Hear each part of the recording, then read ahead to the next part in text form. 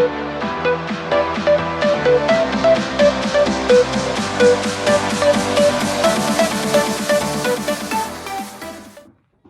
and welcome back to Headteacher to Ironman. I would like to start by saying a big thank you to all of you who have shown support for our project. In the last few weeks, we have encouraged 55 people to subscribe to our new channel and had 1600 views reach nearly a quarter of our fundraising target. Mr. Twist, can you give us an update on how the first 4 weeks of our series has been for you? Yeah, it's been good.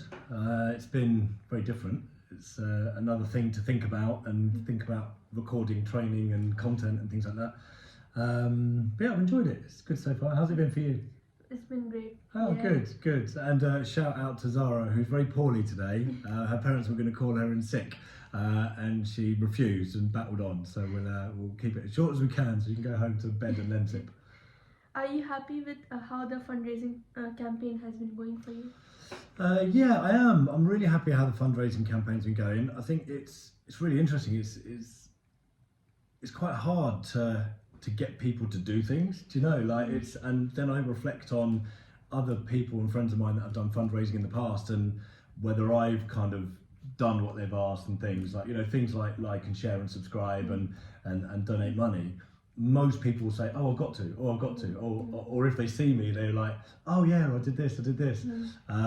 Lots of people jumped on straight away, and the first couple of weeks, the fundraising pot really went up. So yeah, it's been interesting. It's a bit like how I imagine business people must think about starting business. You have one idea in your head about how it's going to go, and actually, even the subscriptions just going up a little bit. It seems to be just different to how I thought it would be, but I'm very pleased with how it's going. It's great to reach a quarter of the fundraising target in 3 or 4 weeks, and so hopefully we can push on from here. Can you remind us why you have decided to raise money for these organizations? Yeah, I think, like I said a couple of weeks ago, it's such a big challenge for me personally, and I've done things in the past which have been about fitness or because I wanted to do them or because I was enjoying them. I've been part of triathlon groups in schools in the past and really enjoyed that. And because this was so all-encompassing, because it was going to involve my family and restructuring some of the ways that I kind of work, and that I thought it was actually big enough and worthy enough to do some fundraising. And I wanted to do something for Fit for Life Youth because they support our students, and the work they do, I see it on the ground. They change lives. They really do change lives. There was a lady I met last week at the boxing training who in one of her blogs, I think it was, she posts something and says that that training session for her has been life-changing. It gives her a community and it gives her a group of people, and each week, a few times a week, she gets to go out and see and meet those people, and it really adds to her quality of life. But I also have some personal examples of students that we've had that would not have made it if it wasn't for Chris's support and having that champion, that person who will always champion young people when they've had some really difficult circumstances. So Fit for Life Youth was a key local one, and the MND Association and Doddy Foundation, and we're going to meet, I think, Professor Lee next week, so I'll leave him to talk about their amazing work. But again, it's such a difficult prospect to find a cure for such a horrible disease. And something I was looking at over the weekend, I was watching the Freddie Mercury Final Act. It's a BBC documentary thing, and they were talking about the AIDS pandemic in the 80s and how it was, it was a death sentence, and how far we've come now that people are living with this disease, normal lives, and able to have normal relationships and live a normal life, and how far we've come in, it was on the radio yesterday, in cancer treatments and things where, it's still a horrendous challenge and it's devastating, particularly what's going on with the princess at the minute, being given that information and being told that news must be devastating for any family. And but how far we've come with those treatments, and it's about maintaining the belief that we can solve these problems and cure these diseases and help these families, but it takes an awful lot of money, investment, brain power, very, very clever people to do an awful lot of work to come up with these cures. But once we do that, we can improve people's lives for the rest of eternity, you know, who are inflicted with that disease. So it's a really important organisation, and the work they do is very important. And but Professor Lee will be talking to us hopefully about that next week. And then finally, Uganda Hands for Hope is another one of these organisations who affect real people's lives right now. You know, they feed children, they educate children, they put on summer camps and things that mean that they have a better quality of life, that they have hope for the future. And because I know Joe personally and I know the organisation and I've worked with them in the past, we explored the idea of a school build project with them a few years ago, and it's something that I'd like to re-explore. I'd love to have students going out to visit Uganda, taking part in holiday schemes and things like that. And so again, it was something that was personal to me, but something that I knew was affecting people's lives right now today. And every single penny that's raised that we give to them will go into that community and will improve someone's life today. And so, yeah, I mean, a kind of summary response is that I felt the challenge was big enough that it was worthy of putting it out there and saying, give me a few quid. And the organisations are fantastic, and they're run by amazing people who do amazing work. I think one thing on that, I wondered if, like a lot of the charity fundraising that people do, if people think that some of the money's going to support the event itself, and it really isn't. You know, I've paid all the entry fees, the accommodation cost, the flights, everything personally. You know, none of the money that is donated goes in any way to get me and a bike to Copenhagen. You know, that is kind of, you know, all privately managed. Every penny that goes to fundraising, every single penny will be split equally between the organisations that we're raising money for. So donate. Last week you told us that you were feeling really tired from overtraining.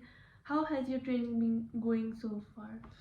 Yeah, much better actually. I think taking a little bit of pressure off helped, and then I kind of rebuilt last week. So this weekend I did a 3-hour cycle on Saturday, got that out of the way nice and early, did a 70-minute run. I do a lot of my training at the minute in times and heart rates, and I did a fast-paced swim, and I've got 3 or 4 shorter cycles, 1 run and a longer swim for the rest of this week. So feeling great, feeling good. It really helped just to revisit my plan and make some changes. Now let's take a look at Mr. Twist's training update from this week.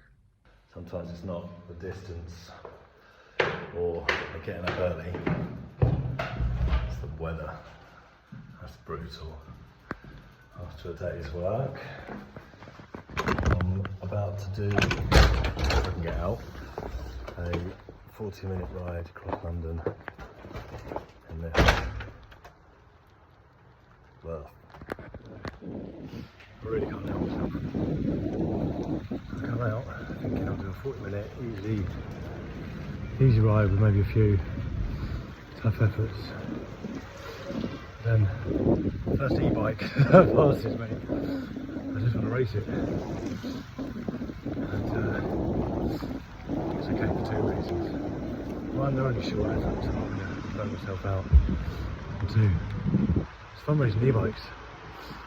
In a bit. Morning. 7 o'clock. Just off to work. Yesterday, sun's out. Cloud in the sky. And on Wednesday mornings, Mr. Camacho, our curriculum manager and Headteacher, does some staff circuit. So when I get to work, I'll do that.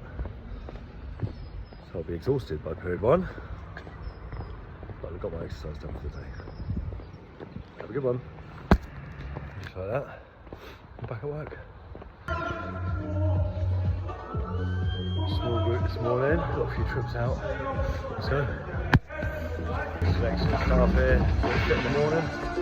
Does the Headteacher,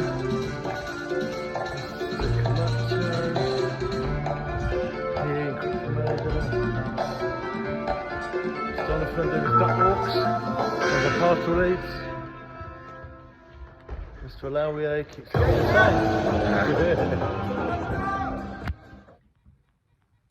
the Welcome back. We hope you're enjoying the training updates. Don't forget to leave a comment below if you want any more details on Mr. Twist's training plan or any other events that he has planned in the build up to the Ironman. Finally, Mr. Twist, this week we break up for the Easter holidays. How will your training change over the 2 week break? Well, firstly, I'm just going to have a break. I'm exhausted. I'm sure you are as well. Yeah, I need a holiday. I need a few days just to have a break. And then actually I've got a lot of space over the next 2 weeks to fit more comfortably the training in. So I'm not going to do a load more. I will do a bit more, but I'm not going to do a load more.